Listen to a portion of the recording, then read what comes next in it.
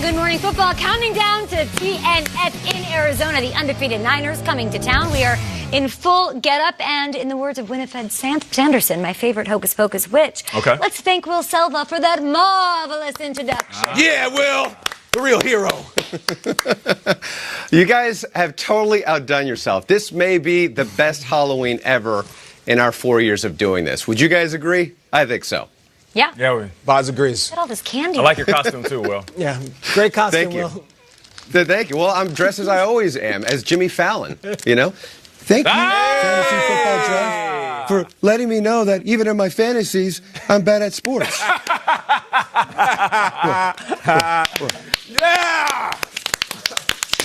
Yeah! Well done. There you go. Well done. Well done. My Jimmy Fallon. Thank you, everybody. Thank you. All right, we have news to get to.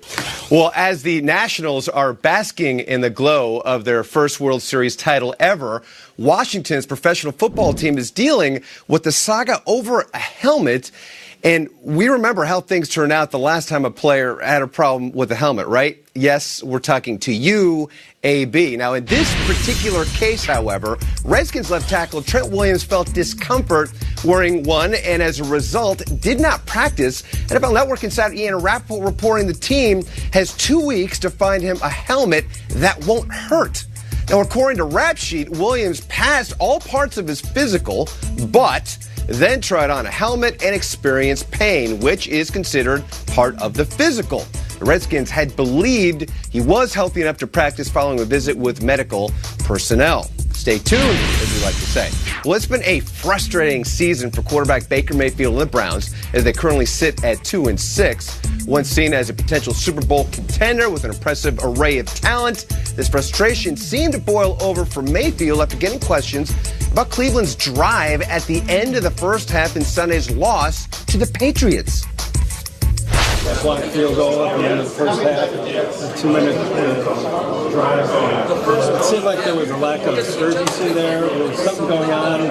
There was a penalty, so we were negative yardage. But there was a lot of time between snaps. Well, when the penalty happened, then we're behind the chains. No, stop saying but. I just told you the clock was running and we had a penalty. Do you want to give them the ball back? No, you don't play. You don't know it. That's just plain and simple. Was I happy with the drive? No, we didn't score points. It's the dumbest question you could ask. What? Jesus, Tony. Well, following this exchange, Mayfield later tweeted out, quote, "Everybody wants to hear the truth until they actually get it. I am who I am and always have been. Don't call it emotional when it's convenient and then passion when it fits. I care about winning, so yeah, I'm frustrated. If I was to act like it's okay to lose, then y'all would say that I've gotten complacent. My sense of urgency is at an all-time high, and if I offend anybody along the way, that's too bad." So that after a testy exchange with a reporter that Mayfield and he have not quite seen eye to eye, but the frustration boiling over there a bit in Cleveland. Thank you so much, Will, for the update. Yes, this immediately, of course, hit the Twitterverse. Everybody had an opinion on it, but let's call it what it is. Expectations, they were off the charts for Baker Mayfield, for the Browns sitting at 2-5. I understand what Will is saying, the frustration's boiling over, but Schrags, what do you make of his reaction and interaction with the member of the media? All right, as an esteemed member of the media myself, dressed as a 1920s talkie star, let me take this off. I'm actually going to be a little bit serious on it because this is a tough one here because Baker Mayfield's this guy who everyone really wanted to see either have success or fail. And he was the most polarizing figure this offseason. And right now, it seems to be the latter.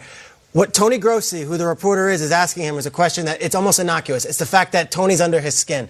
And Tony told the story, he's long been in Cleveland, that before the draft, Tony came out and said that Baker Mayfield was demanding first-class tickets to be flown to Cleveland for his draft interview, already painting him in a picture that Baker didn't like.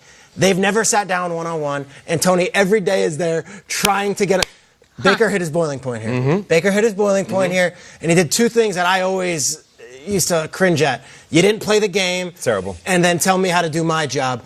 The truth of the matter is there's a working media. They're doing their job, and Baker Mayfield's the quarterback. When the game is in the commercial break and you're getting beaten like they're getting beaten, and every ad is Baker Mayfield doing an insurance company ad, smiling.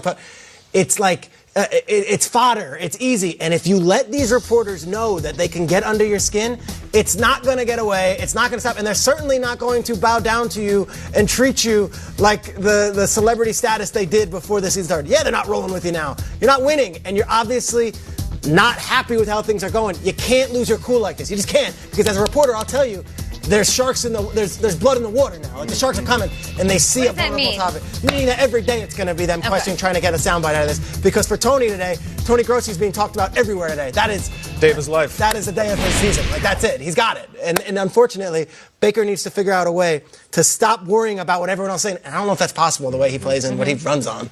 All right.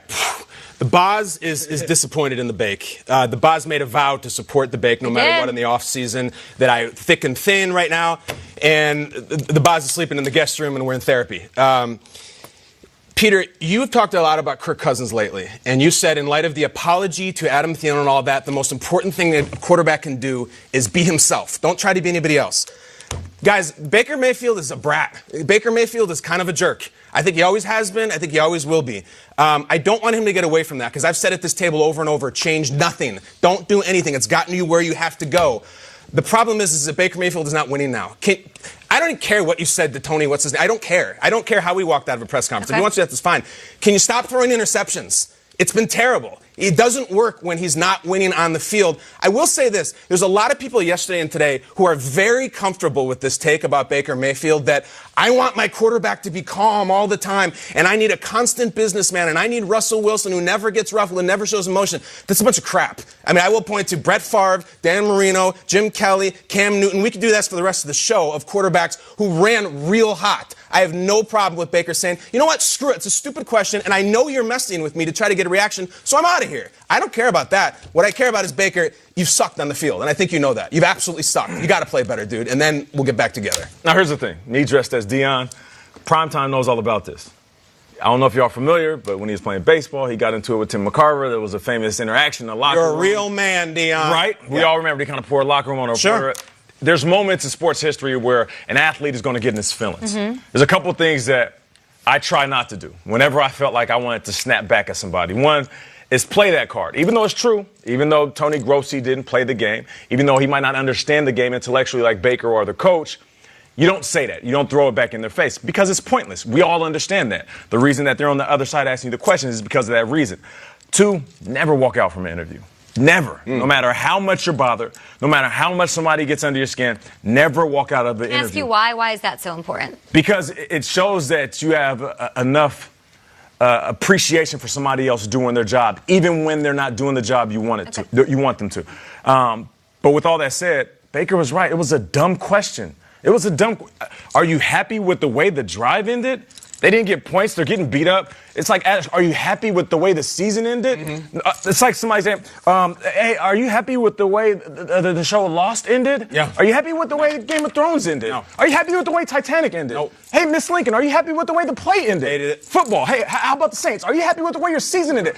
But, Jesus, Tony. But 31 of those quarterbacks. I would say the same thing. How many quarterbacks since back when these kind of costumes and uniforms were out there have to face that music? And that's why you're talking to those people who want calm quarterbacks, you're talking to me. Yeah. I like a quarterback who's even keel when it's not when the highs are high, they're high, when the lows are low, they're low. I asked you this in the offseason. I said, if they aren't going to meet the hype, if he's going to start losing, he's going to act the same way. He's going to be just as temperamental. And you said, yeah, and that'll be fine. It's clearly not working. I'd rather, they wear wins and losses, these quarterbacks, more than anybody on the team, and it's their job to face that music. So I don't necessarily feel bad for him or think it's okay that he did it, because that's his job to answer those questions and to show that respect for everybody talking to him. That's fair. I don't love it. That's fair. As a wide receiver, I'd rather have my quarterback run emotionally hot than lukewarm. Really? Yes. I look at that, I say my don't. quarterback's in tatters right now.